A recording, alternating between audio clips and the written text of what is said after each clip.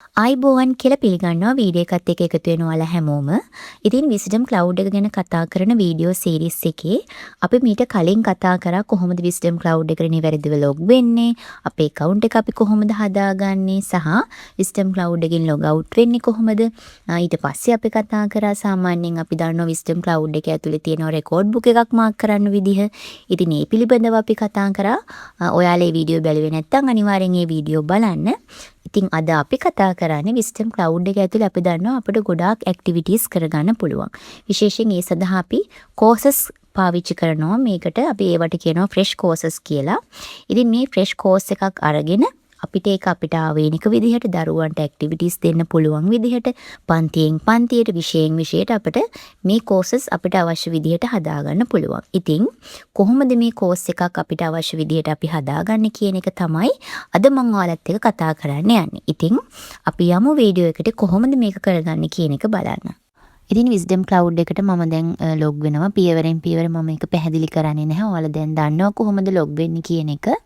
ඉතින් log වුණාට පස්සේ අපි අපේ account එකට ආවහම ඔයාලා දන්නවා මෙතන උඩින්ම තියෙනවා tab 3ක්. ඒ tab 3ෙන් මම යන්නේ My Courses කියන tab එක ඇතුළට. ඉතින් ඒක ඇතුලේ තමයි අපිට අදාළ courses ටික තියෙන්නේ. ඉතින් මේ courses අතරින් මම තෝරගන්නවා fresh course එකක්. ඒ කියන්නේ කිසිම edit එකක් නොකරපු, කිසිම activity එකක් ඇතුළත් නොකරපු course එකක්. ඉතින් ඔයාලගේ account එක ඇතුලේ මේ වගේ courses ඇති.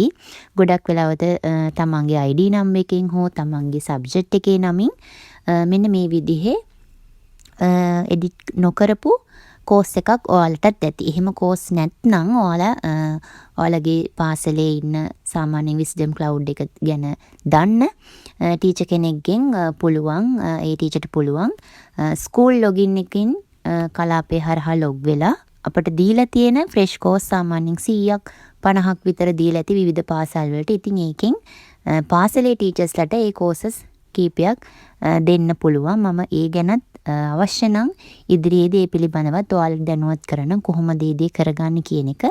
දැනට සාමාන්‍යයෙන් හැම කෙනෙක්ගේම account එක ඇතුලේ එකක් හෝ fresh course ඇති. ඉතින් මේ course එක මෙන්න මේ විදිහට open කරගන්නවා. ඉතින් මගේ මේ තියෙන fresh course එක මම මේ විදිහට open කරගන්නවා. open කරගත්තට පස්සේ මෙන්න මේ විදිහේ interface එකක් තමයි තියෙන්නේ. course එක ඇතුළට මේ විදිහට ගියාට පස්සේ ඔයාලට බලා ගන්න පුළුවන් වෙන්නේ මෙන්න මේ විදිහට. ඉතින් මම දැන් මේ course එක මගේ එක subject එකකට අදාළව මම වෙනස් කරගන්න යන්නේ. ඉතින් අපි බලමු කොහොමද ඒක කරන්න කියලා. ඔයාලට මේ උඩින් පේනවා ඇති මේකෙත් මෙන්න මේ විදිහට tab කීපයක් තියෙනවා. ඒ tab අතරින් ඔයාලට පේනවා ඇති මෙන්න මෙතන settings කියලා tab එකක් තියෙනවා. ඒ settings කියන tab එක ඇතුළට ගියාම ඔයාලට බලා ගන්න පුළුවන් මේ course එකට අදාළ details ටිකක් මෙන්න මේ විදිහට. ඉතින් ඒකෙන් මම මේ course එක මොන subject එකටද මොන පන්තියටද අවශ්‍ය වෙන්නේ කියන එක මම මේකේ දාන්න යන්නේ. එතකොට මේකෙදි මම වෙනස් කරන්නේ මෙන්න මේ උඩින්ම තියෙන course full name කියන එක. course එකේ full name එක විතරක් මම මෙතනදී වෙනස් කරගන්නවා. අනිත් කිසිම දෙයක් වෙනස් කරන්නේ නැහැ.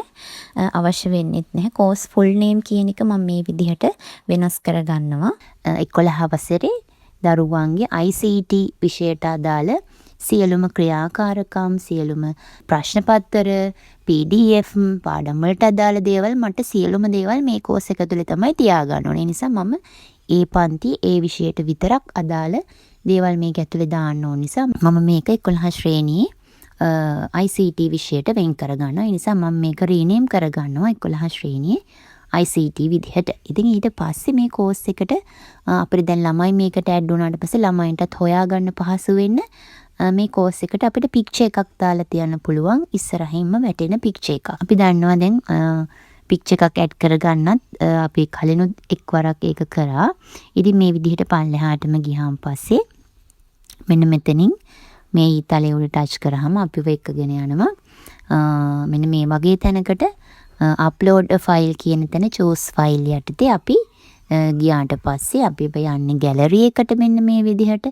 gallery එකකින් අපිට කැමති විදිහ මෙන්න මේ විදිහට picture එකක් තෝරගෙන අපි මේ picture එක මෙහෙම add කරගන්නවා. ඊට පස්සේ add කරගෙන upload this file කියන එක දුන්නට පස්සේ මම තෝරගත්ත picture එක මෙන්න මේ විදිහට මෙතනට වැටෙනවා.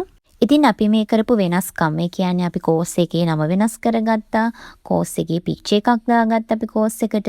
ඉතින් මේ දේවල් වෙනස් කරාට මදි අනිවාර්යෙන් ඒක සේව් කරගන්න ඕනේ. ඒ නිසා මේ පහලින් තියෙන save and display කියන බටන් එක අනිවාර්යෙන් දෙන්න. ඉතින් එතන ඒ save and display කියන එක දුන්නට පස්සේ අපි ඒ කරපු වෙනස්කම් ටික මෙන්න මේ විදිහට save කරගන්න පුළුවන්. එතකොට පික්චර් එකත් වෙනස් වෙලා තියෙනවා. නමත් වෙනස් වෙලා තියෙනවා. මෙන්න මේ විදිහට කෝස් එක අපිට අපේ පාඩමට හෝ පන්තියට අදාළ විදිහට වෙනස් කරගන්න පුළුවන්. ඉතින් මේ කෝස් එක ඇතුලේ මට අවශ්‍යයි දැන් 11 වසරේ ICT විෂයයට මම මේ කෝස් එක වෙන් කරේ. ඉතින් එයාලට මට මේකට දාන්න අනු මාතෘකා යටතේ මම ගොනු කීපයක් ගොනු කරගන්න තමයි මම අදහස් කරන්නේ. ඉතින් ඒක මම මේ විදිහට කරගන්නවා. ඒ සඳහා මේ කෝස් එක අපි එඩිට් කරන්න පුළුවන් මට්ටමට අපි මේක හදා ගන්න ඕනේ. ඉතින් ඒකට තියෙන ඔයාලට මෙන්න මෙතන දකුණු අත පැත්තේ උඩින් තියෙන ඔයාලට බලා ගන්න පුළුවන් edit mode එක දාන්න. ඉතින් මෙන්න මේ ටික් එක මෙහාට දැම්මට පස්සේ ඔයාලට පේනවා ඉතින් මේ කෝස් එක අපට අවශ්‍ය විදිහට edit කරගන්න අවස්ථාව දෙනවා.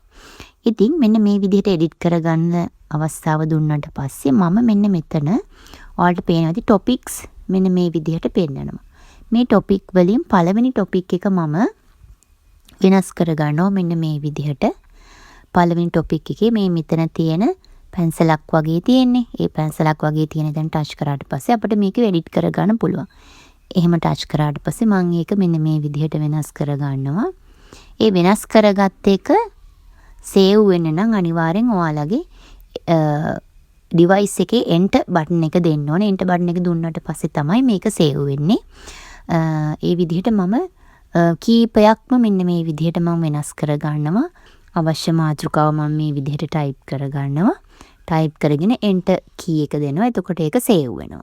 ඉතින් මම මේම කීපයක්ම කරලා පෙන්නන්නම්. ඔයාලට topic එකෙන් topic එක මේ විදිහට ඔයාලට වෙනස් කරගන්න පුළුවන්. ඉතින් සම්පූර්ණයෙන් මම මේ විදිහට topic කීපයක්ම මම මේ විදිහට add කරගත්තා. සරල දෙයක් තියෙන ලොකු දෙයක් නෙමෙයි. හැමින් සැරේ මේක කරන්න. ඊට පස්සේ ඔයාලට මේක තේරුම් ගන්න පුළුවන්. අනිවාර්යෙන් topic කියන එක විතරක් වෙනස් කරගන්න. ඔයාලට topics මදි නම් මෙන්න මේ පහලින් තියෙනවා add topic කියලා. ඔයාලට අවශ්‍ය ප්‍රමාණයක් topics මේකට add කරගන්න පුළුවන්. මෙහෙම පල්ලෙහාට අවශ්‍ය ප්‍රමාණයක් topic add කරගන්න පුළුවන්. ඉතින් මේ විදිහට add කරගත්තට පස්සේ මෙන්න මේ course එක මේ විදිහට තමයි ඔයාලට පේන්නේ. එතකොට පැහැදිලි ඇති 11 වසර ICT විෂයට අදාළ මෙන්න මේ topic යටතේ මම විවිධ දේවල් මේ course එක ඇතුලේ හදාගන්න යන්නේ. ඉතින් ප්‍රධානම දේ මේක ෆයිල් එකක් වගේ. එතකොට ෆයිල් එක ඇතුලේ අපට තියෙන්න ඕන අවශ්‍ය දේවල් ටික තමයි මම මේ විදිහට ගොනු කරගන්න යන්නේ.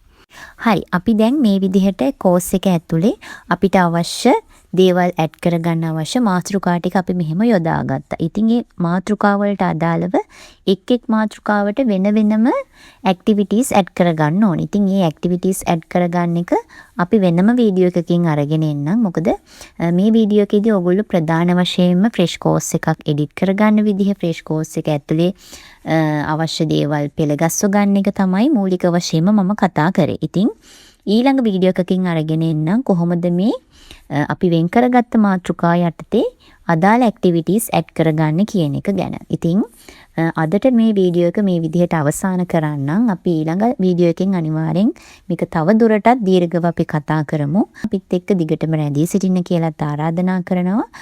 ඉතින් අදට වීඩියෝ එක අවසන් කරන්නම්. විශේෂයෙන් අපේ EduNext YouTube channel එක අනිවාර්යෙන් subscribe කරන්න. ඒ වගේම අපේ EduNext Facebook page එකත් follow කරන්න. දිගටම අපිත් එක්ක රැඳී සිටින්න කියලා ආයෙමත් මතක් කරන ගමන් ආයි වීඩියෝ එකකින් හම්බ වෙනකන් අදට අපි සමුගන්නම්. ඔයාලට සුබ දවසක්.